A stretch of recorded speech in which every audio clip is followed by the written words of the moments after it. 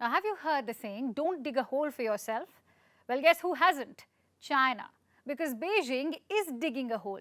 It's not just any other hole. It will be over 32,800 feet deep into the Earth's crust. China calls it a part of its exploration efforts. The drilling began in the Xinjiang region on Tuesday. But what is Beijing planning to find? Our next report tells you all about it.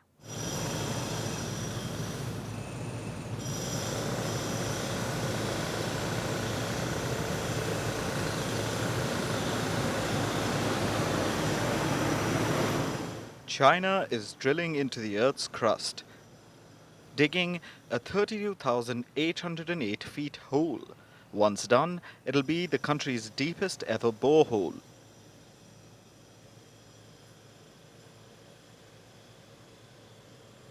The drilling is happening in the Tarim Basin, located in China's oil-rich Xinjiang region. But why is Beijing digging such a deep hole? The answer is scientific exploration.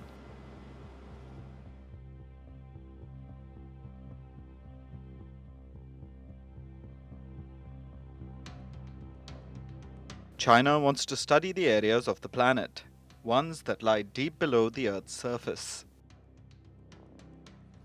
In 2021, Chinese President Xi Jinping talked about deep Earth exploration, pushing for advancement in this field.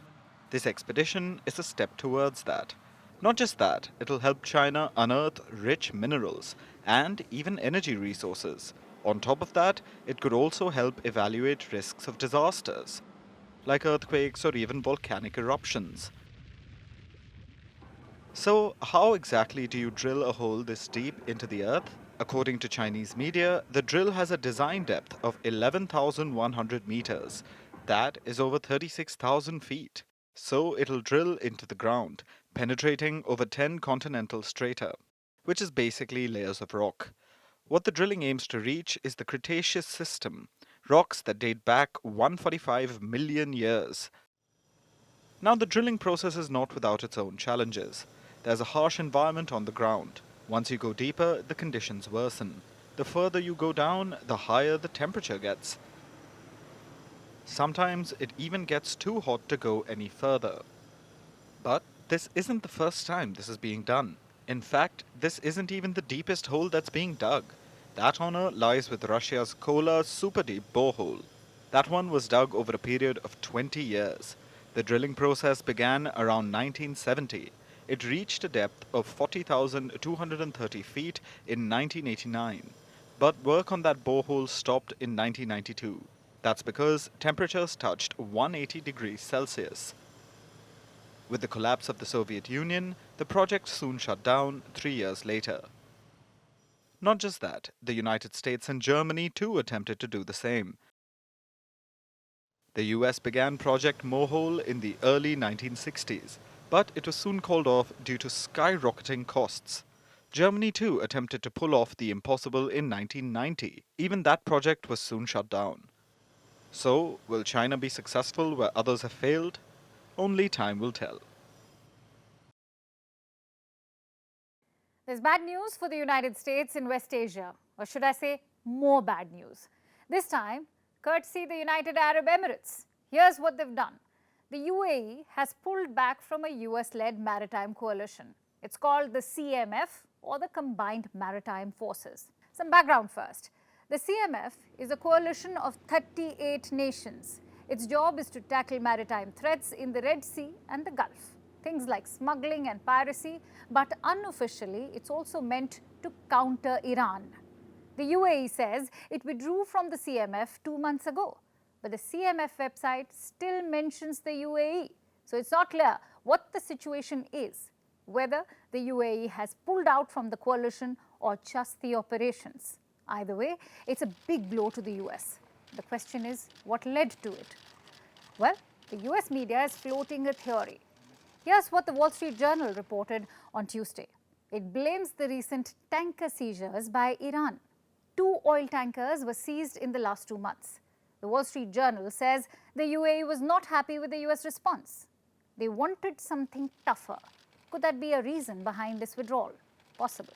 But the UAE has tried to downplay it. They say the Wall Street Journal report is a mischaracterization. Perhaps it is. But the broader story here is not about tankers. It's about the downward spiral in UAE-US relations. Two major factors have contributed to it. One is the lack of trust in America's security guarantees. We saw what happened in Afghanistan. We are also seeing what's happening in Ukraine. US guarantees are not bulletproof anymore. The UAE had first-hand experience of that. Let me tell you what happened last year. In January 2022, Houthi drones struck an oil facility in Abu Dhabi. 2 Indians were killed in that strike. Afterwards, the UAE boosted its air defense. It decided to keep F-16 jets in the air at all times. And that meant mid-air refueling, which was done by the US. But guess what happened later? US officials demanded payments for the refueling. Basically, they sent a bill. Reports say the UAE leadership felt insulted. After all, allies don't pay for defense missions. Anyway, that's one reason. America's waning strength as a security guarantor. The second reason is linked to the first. Like most countries, the UAE is looking to diversify. It has built relations with China and Russia. In October last year, the UAE's president, Sheikh Mohammed bin Zayed Al Nahyan, met Vladimir Putin in Russia. He has also refused to condemn the Ukraine war. So the UAE is looking out for partners. China is another one. The UAE is using Huawei to roll out their 5G network. Most Western nations have banned it, but not the UAE. Reports say they are also building a port with China. It's located close to Abu Dhabi. Construction had been halted in 2021 after the US raised concerns. But looks like it's back on. That's what America's Discord leaks say. US spy agencies spotted new construction at the Chinese facility. This was around December last year. So all in all, things are not looking good for the US. Donald Trump began US disengagement from West Asia. Joe Biden has continued it. Perhaps it's a popular policy back home. But in West Asia, it has been counterproductive. Traditional US allies like Saudi Arabia and the UAE are looking elsewhere. They realize China has the appetite and the money. The UAE's bilateral trade with China is around $64 billion annually. But what's it with the US? Just around $23 billion. So financially, it makes sense. Like most Gulf countries, the UAE is also diversifying away from oil, and that requires investment and technology. Just so happens China can give both. Does that mean it's game over for US? Well, not so fast. Military alliances and cooperation are not built overnight. US weapons still form the backbone of the UAE's arsenal. It has bought American weapons worth $20 billion in the last decade. It is also home to one of the largest F-16 fleets. All that equipment will need parts and servicing. So this is not a relationship that can be discarded overnight, but it's a trajectory that will worry Washington. Like all relations, diplomatic ones don't disappear overnight. They die by 1,000 cuts. The UAE's most recent move is one such cut. But US President Joe Biden's troubles don't end at West Asia. China, too, is testing his administration's patience. Key leaders seem frustrated. They're now expressing their anger in public. Like the US Secretary of State, yesterday he slammed China. It's clearly in the interest of both countries. The most dangerous thing is not to communicate and, as a result, to have a misunderstanding, a miscommunication. So what is Blinken talking about? This encounter in South China Sea. We told you about it yesterday. A Chinese jet buzzed American spy plane last week. Look at how close that fighter was. The American plane's cockpit was shaking. Blinken called China's actions dangerous. Chinese pilot took dangerous action in approaching the plane very, very closely. There have been a series of these actions directed not just at us, but at other countries in recent months. He's clearly unhappy. One American newspaper described those comments as scolding. What's fueling this? China's decision to rebuff America. US wants to resume dialogue with China. They want to keep lines of communication open. But the Chinese refuse to play ball. This week, they had a chance. U.S. Secretary of Defense Lloyd Austin is visiting Asia. He reached out to his Chinese counterpart. They were supposed to cross paths in Singapore at a security summit. Perfect opportunity to sit down and break the ice. But Beijing refused. They rejected America's invite. Austin himself wasn't pleased. He has now issued a warning. Austin says the situation could go out of hand. I'm concerned about, at some point, having an incident that could very, very quickly spiral out of control. But again, I would welcome any opportunity to engage with leadership. I think defense departments should be talking to each other on a routine basis, or should have open channels for communication. Obviously, he's talking about what happened in the South China Sea. And he's right. Any mid-air confrontation raises the risk of conflict. It has happened before in 2001, again in the South China Sea. A Chinese fighter and a US spy plane collided. The Chinese plane crashed, its pilot was killed. The US plane was crippled. It landed in China. The incident led to a standoff. China did not release the US aircrew. For 11 days, there was considerable back and forth and a lot of blame game too. China demanded a formal apology from the United States. It didn't get one. Instead, US said it had regretted the incident. There was no formal admission of guilt, and the American crew was released.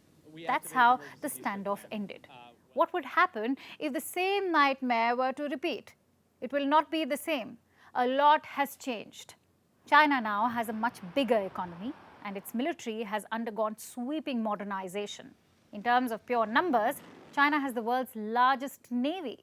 So the PLA won't shy away from a fight. Xi Jinping on repeated occasions has asked his troops to prepare for war. This week, he asked them to improve their readiness. The Chinese president met his top national security officials. He asked them to think about the worst case scenarios and prepare. I have his statements with me. Listen to this. He says the complexity and difficulty of the national security issues we now face have increased significantly. We must adhere to bottom line thinking and worst case scenario thinking and get ready to undergo the major tests of high winds and rough waves and even perilous stormy seas. And so that message came with specific instructions. Xi Jinping wanted his officials to speed up the modernization of China's national security system, even enhance capabilities. He also asked for improvements to internet oversight. How would America see this? Xi Jinping is not showing any interest in diplomacy. Instead, he has prioritized strengthening his military. Perhaps the Chinese president wants to negotiate from a position of strength. But under present circumstances, there are no signs that a dialogue will resume. Maybe America will respond again by bolstering its own defenses. And that only raises the specter of conflict. The verdict is out. You may have seen the headlines. There's a global slowdown. But India remains the fastest growing major economy. Between January and March, the Indian economy grew at 6.1%. That's better than expectations. Just look at how the rest of the world is doing. Europe's largest economy, Germany, is in a recession. The world's largest economy, the US, seems to have dodged a default. But growth still remains sluggish. There's grim news from the UK too. Inflation is rising at record pace. There's a cost of living crisis. Lawmakers are considering drastic measures, including price controls. That's how bad things are. So leading countries are dragging down global growth. But India is able to weather the storm. How? What's working for the Indian economy? And what are the challenges ahead? Yes, India is faring much better than the rest. The challenge is to maintain this growth. After all, India is not completely isolated from global headwinds. What are the risks ahead? Tonight, we'll bring you a 360-degree assessment. Let's start with what's working for India. There are 4 key drivers of growth: manufacturing, construction, agriculture, and financial services. These sectors are fueling India's growth. All 4 have seen an expansion, a fall in oil and food prices. This has helped the manufacturing sector. Government spending has boosted construction, and there's a greater demand for financial services. Again, a sign of healthy economic activity. What about the future? Can India sustain this level of growth? Well, at the moment it's difficult to predict, especially when we talk about a large and complex economy like India. But we'll try. Early signals are looking good. There are few things working in India's favour. Car, steel and power consumption was up in April. That's a positive sign. It points towards improving economic activity and sustained growth. So, we can expect manufacturing to do well. Forecasts for the monsoon season are also looking good. Experts say there will be a normal monsoon this year. So, the agriculture sector has a reason to cheer. After all, it accounts for 14% of India's economy, but is also responsible for 42% of employment. That's why India's farms are so crucial for the Indian economy. We hope they have a good harvest this season. Now let's look at the big picture. How will the rest of the year pan out? So far, it's looking good. The full year growth estimate has been revised. Earlier, it was 7%. Now, it's 7.2%. But there are risks too.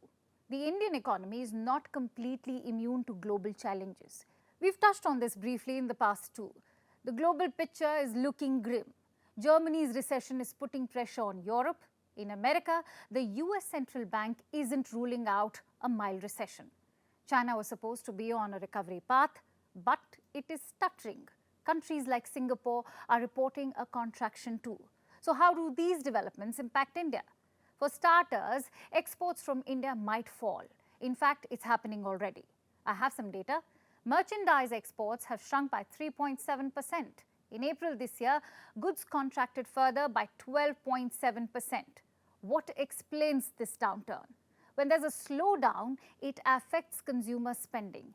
People like you and I, we tend to shop less. There's less demand, so exports will fall. That's how a global slowdown will affect India. There are some domestic challenges too, like the weakness in private consumption. What's that? We're talking about purchases made by households. They remain sluggish. It grew by just 2.8% in the last quarter, so there's scope to improve. For now, this doesn't affect the broad trend. To conclude with, the Indian economy is on a positive growth path. It is rising as the new economic powerhouse. The challenge now is to sustain that growth.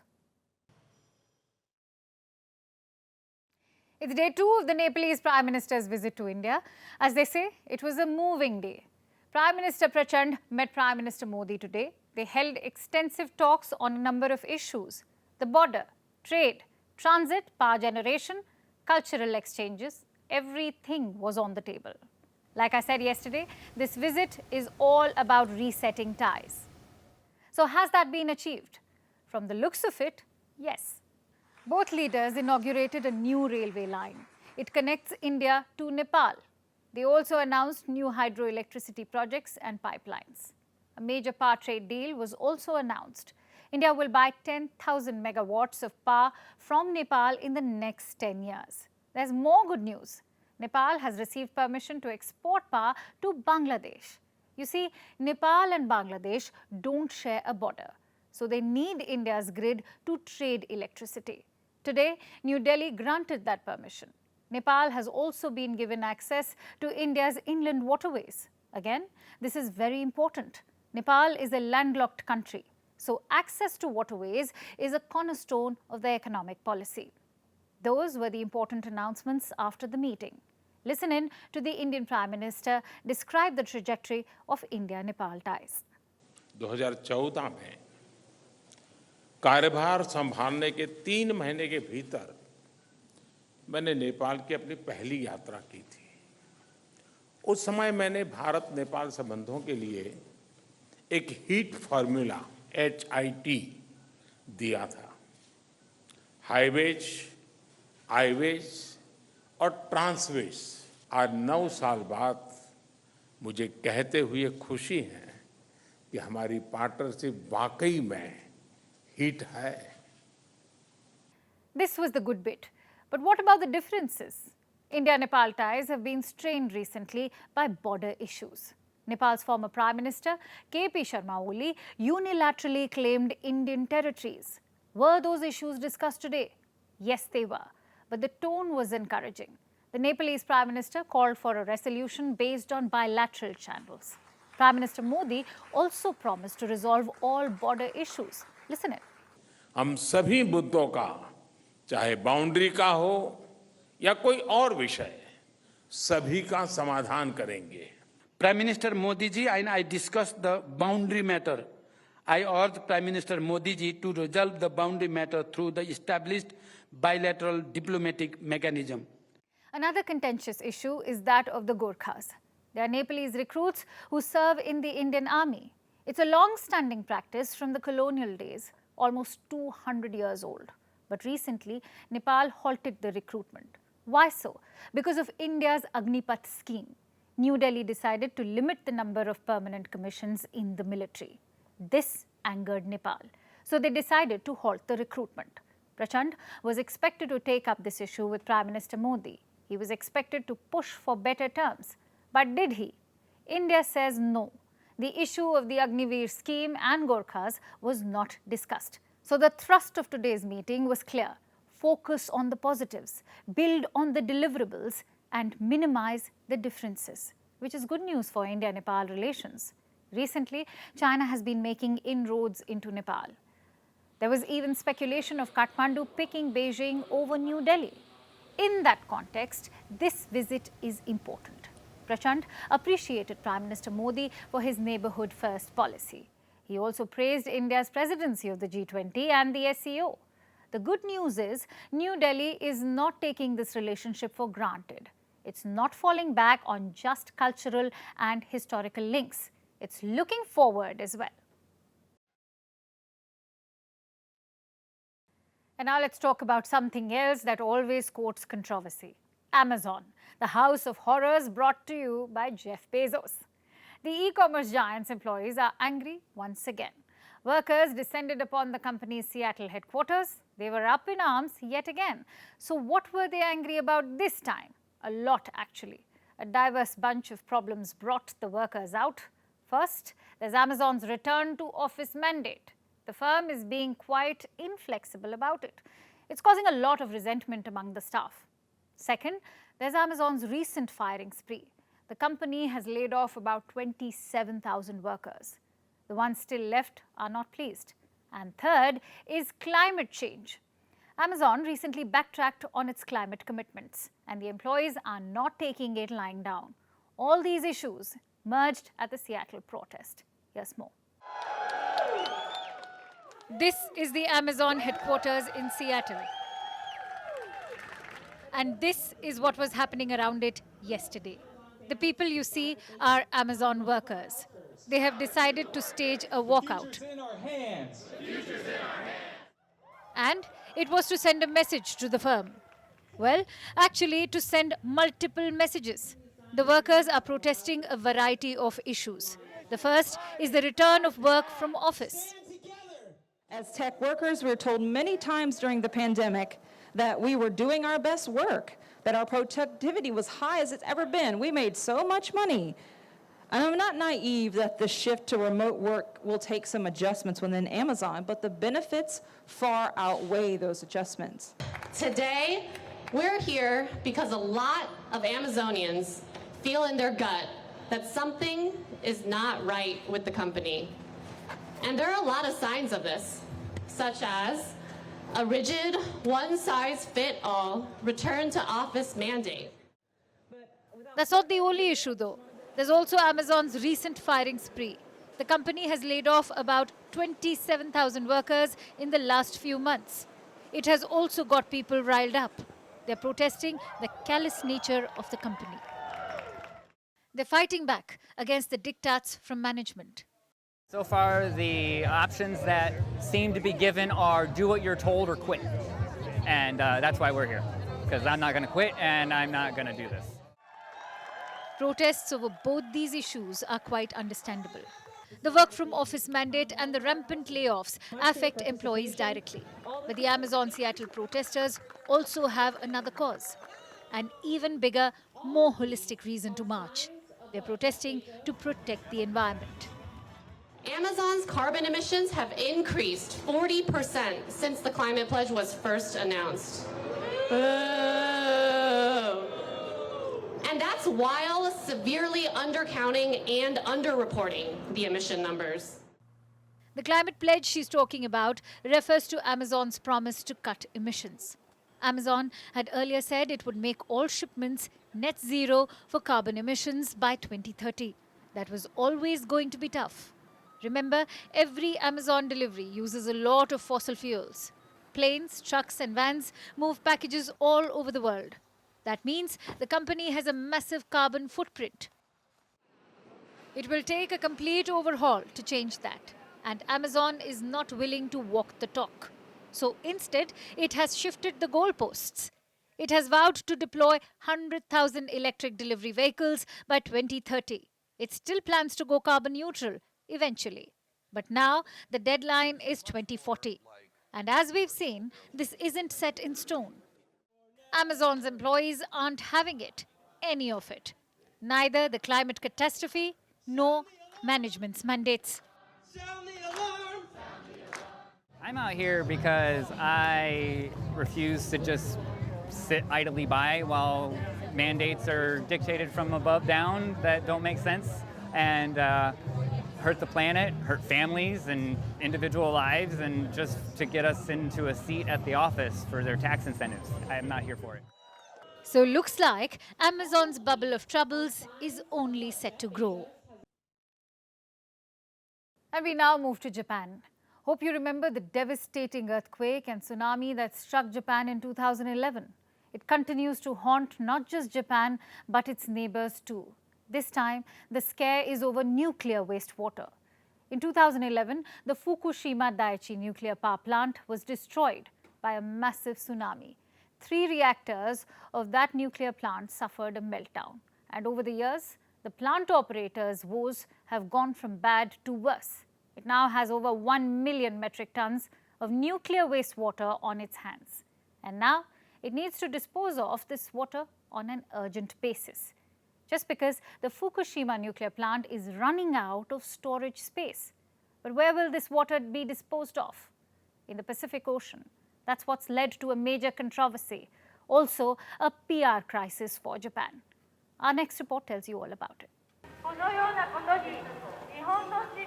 This is how the streets of Tokyo looked on May 16th. These are people protesting against Japan's planned discharge of nuclear wastewater into the ocean. And it's not just people in Japan who are protesting. Entire countries have their fears regarding Japan's water dumping plans, like South Korea, China, and various nations in the Pacific Ocean, because it's the Pacific Ocean where all the nuclear wastewater will be dumped, about 1 million metric tons of it. Japan announced its plans to release the wastewater in 2021. The release is expected to begin in the next few months, notwithstanding opposition to the move. Japan's nuclear regulators are going to conduct safety checks at a newly constructed water discharge facility. And Tokyo will also wait for a final report by the International Atomic Energy Agency before releasing the water. The report is expected to come out later this month. An IAEA team is already in Japan. In the next 5 days, they'll conduct a review. The team has experts from 11 countries, but they are not the only ones scrutinizing this. Last month, a team of 20 South Korean experts visited Japan. They inspected various facilities at the Fukushima nuclear plant. In South Korea, the popular opinion is weighed against Japan's plan. According to surveys, 85% of South Koreans oppose the move. What about experts? They are still on the fence. We have made meaningful progress in the scientific and technical review process through on-site inspection and securing detailed data. But additional analysis and confirmation work is needed for a more accurate conclusion. Since our country is the closest country related to the Fukushima water release, we are reviewing whether Japan's water release plan is appropriate from a scientific and technical perspective. Japan argues that the water is absolutely safe for discharge and that it will have no impact on the environment or aquatic life. In fact, Japan says the water is safe to drink. It has been treated through the Advanced Liquid Processing System, or ALPS. This process removes 62 radioactive materials. That might sound like a lot, but it's not enough. An isotope of hydrogen, tritium, can't be removed with the ALPS process, and this is an isotope that has the potential to alter DNA. But Japan has a plan, a possible workaround to the tritium problem. The ALPS treated water will be diluted with seawater. The dilution will reduce tritium levels and make the water safe to consume. Japan doesn't really have an option other than getting rid of the wastewater. Remember, there is 1 million metric tons of it. The Fukushima nuclear plant already has more than 1,000 tanks. They're completely full, and space for more water is running out. Couple that with the fact that release could take decades. This is indeed a predicament for Tokyo. Perhaps that's why Pacific nations, including South Korea, are now softening their stand. But while the governments may relent, the people aren't convinced that the water is safe.